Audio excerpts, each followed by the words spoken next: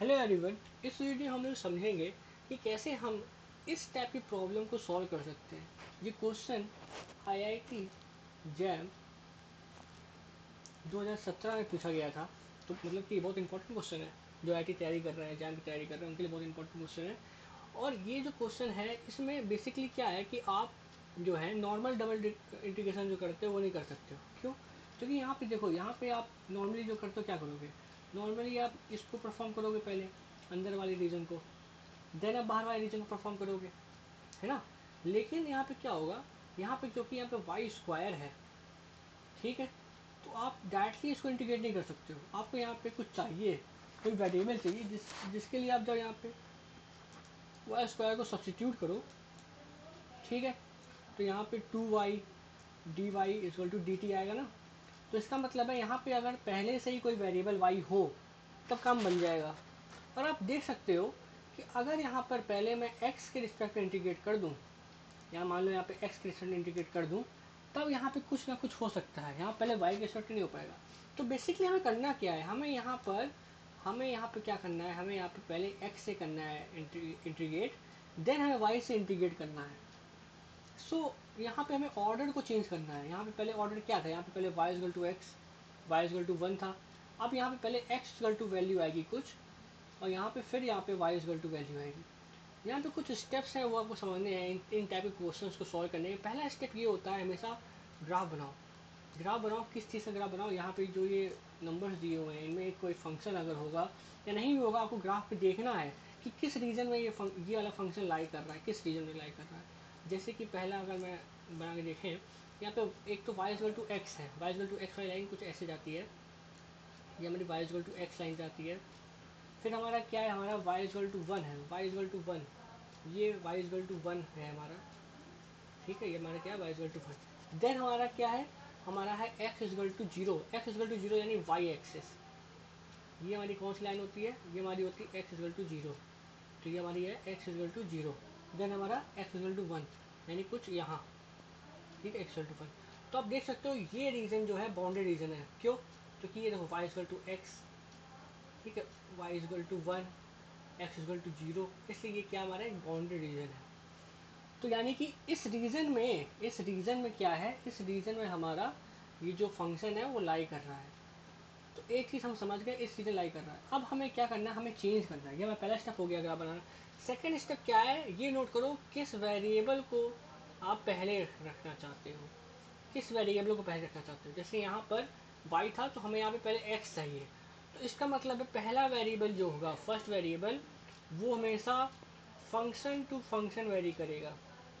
यानी कि function to function, यानी कि हमेशा याद रखना कि यहाँ पर जो वैल्यूज आएंगी इधर पे, वो एक कोई फंक्शन होगा होगा ठीक है।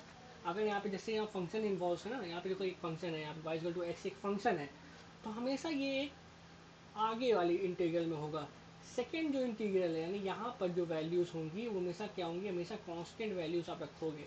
हमेशा लास्ट में कांस्टेंट वैल्यू रखोगे, इसे रखोगे क्योंकि अगर लास्ट कांस्टेंट वैल्यू होगी तो जब फंक्शन वैल्यू पुट करोगे एक नंबर आएगा ना, एक एग्जैक्ट नंबर आएगा, ठीक है।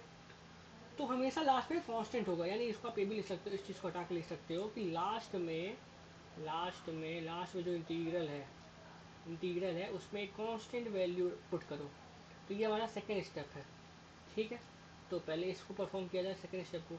तो हम यहाँ पे देखेंगे कि x जो है वो हमारा आगे है और y हमारा पीछे, तो y में हमेशा लास्ट में हमें कांस्टेंट वैल्यू पुट करनी है। तो पहले देखते हैं x कहाँ से कहाँ वेरी कर रहा है। तो थर्ड स्टेप ये है कि हमें ये याद रखना है कि x एक्सिस, x जो होता है ऐसे वेरी करता है, यानी कि हॉरिजॉन्टल डायरेक्शन में, यानी कि लेफ्ट टू राइट, ठीक है, लेफ्ट से राइट की ओर इधर से ऐसे जाता है, ठीक है। और जो y है, y वो हमेशा ऐसे वेरी करता है, बॉटम टू अप की तरफ जाता है, ठीक, ऐसे वेरी करता है। तो ये चीज़ रखना। अब यहाँ पे देखें, अब हम यहाँ पे देखेंगे इस फंक्शन में, यानी हमारा जो रीजन है वो ये है, ठीक है। अब इस बाउंड्री रीजन में देखेंगे तो हम ये देख सकते हैं हमारा x जो है वो इधर से इधर जा रहा है, ठीक है। यानी कि हमारा जो x है वो आप देख सकते हो, वो x इजगल टू 0 से x इजगल टू y की तरफ जा रहा है। हमेशा आप जैसे आप यहाँ पे x की वैल्यू पुट कर रहे हो ना, तो फंक्शन की y की टर्म में वैल्यू निकाल लोगे, जैसे मान लो इसकी जगह होता हमारा कुछ ऐसा, तो यहाँ पे आप क्या पुट करते हैं, यहाँ पे पुट करते हैं एक्स इक्वल टू 1 - वाई, यानी वाई की टर्म में वैल्यू पुट करते हैं। तो यहाँ पे हम क्या पुट करेंगे, देखो हमारा एक्स इक्वल टू 0 से एक्स इक्वल टू वाई जा रहा है, एक्स इक्वल टू 0 से एक्स इक्वल टू वाई की तरफ जा रहा है, ठीक है। देन वाई की वैल्यू जो रखो कांस्टेंट रखोगे, तो वाई कहाँ से कहाँ जा रहा है, देखो ये ऐसे जाता है, और ये हम देखेंगे कैसे देखेंगे, ये हमारा अप की ओर जाएगा, यानी कि ऐसे। तो हम देख सकते हैं हमारा जो वाई है वो 0, यानी यहाँ से आप देख सकते हो वाई कहाँ जा रहा है, वाई हमारा यहाँ तक जा रहा है ना, यहाँ से यहाँ तक जा रहा है, तो वाई इजल टू 1 तक जा रहा है, तो 0 से 1, 0 से 1। तो हमने क्या किया, हमने यहाँ पे चेंज कर लिया इसको, यहाँ पे क्या किया, 0 से वाई, फिर 0 से 1, और ये एक्स और ये वाई। अब यहाँ पे आप सिंपली इसको इंटीग्रेट कर देंगे, तो इंटीग्रेशन तो मुझे सारा बताने की जरूरत नहीं, लेकिन बता दे रहा हूँ मैं कैसे करते हैं। यहाँ पे वाई स्क्वायर को हम टी लेट कर लेंगे, जैसे ही आप वाई स्क्वायर को टी लेट करोगे इससे क्या होगा, इससे यहाँ पे 2y d y equal to d t हो जाएगा। अब यहाँ पर हम सिंपली क्या करेंगे,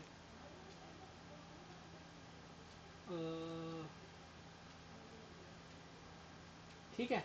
तो ये एक स्टेप है, ये बात का स्टेप है। पहले यहाँ पे क्या करेंगे, हम एक्स के रिस्पेक्ट में इंटीग्रेट करेंगे।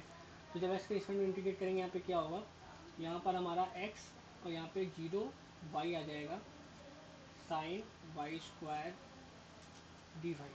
फिर क्या यहाँ पे होगा, 0 1, यहाँ पे वाई हो जाएगा, sine y square d y. अब यहाँ पे वैल्यू आप पुट कर सकते हो। तो जब आप यहाँ पे वैल्यू पुट करोगे, यहाँ पे क्या होगा, यहाँ पे होगा साइन, यहाँ पे टी आ जाएगा, ठीक है, वाई स्क्वायर की जगह, और डी वाई की जगह क्या आएगा, डी टी अपॉन 2y। तो वाई से वाई कट गया।